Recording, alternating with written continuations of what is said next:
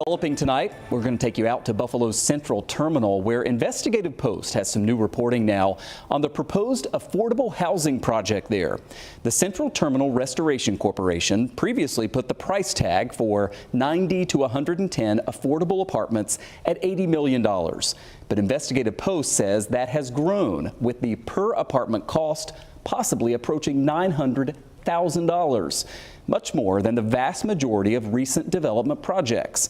Now, there are plenty of critics of this current plan, as I heard today when I talked with Investigative Post reporter Adam Smith-Perez. He spent more than a month digging into this story. Adam, thanks so much for walking us through this. I mean, the $80 million price tag here was pretty high from the get-go. To find out that it's likely going to be higher than that, I mean, how did you come across this, and what's sort of been the reaction to that? Yeah, well, I just want to clarify that the $80 million price tag was a conceptual estimate, the developer tells me. And oftentimes with these affordable housing projects that rely on a number of different tax credits, these numbers change quite frequently. But given the extensive amount of remediation that this building is going to require, and the fact that construction costs are going to rise, interest rates are going to rise, there are all these factors that point to the reality that 80 million is just the beginning of the number that we're looking at. And my own reporting at looking at public records shows that we actually don't know how bad the environmental damage is. They haven't been able to get into one of the buildings, in fact, because the asbestos that it contained was so extreme that inspectors couldn't even figure out what they needed to do with it. Not to mention they haven't hired a contractor yet. So there are a lot of unknowns, but nothing is getting cheaper in our construction landscape and market. So those are some considerations and some concerns that I've been hearing from my sources.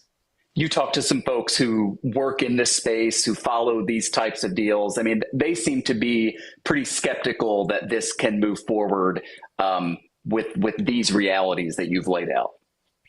Yeah, so it's funny because there are some developers who understand that affordable housing is sort of a misnomer these days. It's becoming more and more expensive since the low-income housing tax credit program was created in 1986. And as we continue adding these policy goals that I mentioned, costs are continuing to skyrocket. But specifically nonprofit affordable housing developers that are saying, this amount of money, this way of doing things, this is not the most cost-effective way to build more units. I know from sources that I spoke to for this story that we have a baseline unmet need for affordable housing. We need several thousand more affordable units. 90 to 110 units at this expenditure is what many have told me a waste of tax dollars, and it's not going to resolve Buffalo's housing crisis effectively.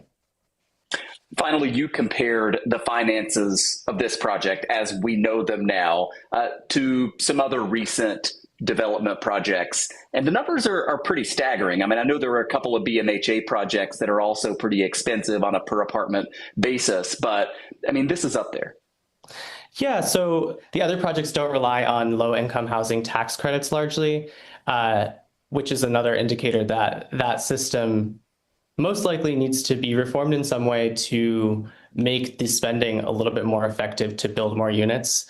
A lot of these cheaper projects were done on greenfield properties, which means they could start building right away, as opposed to a brownfield property, which requires very expensive environmental remediation, not to mention a number of regulations that they need to abide by. So that being said, there are also adaptive reuse projects, meaning projects that were rehabilitations of historic buildings, for example, and they were done at a significantly cheaper cost. But again, it's all depending on a number of things that are, to be fair to the terminal, out of their control. We've got tariff prices that are impacting costs.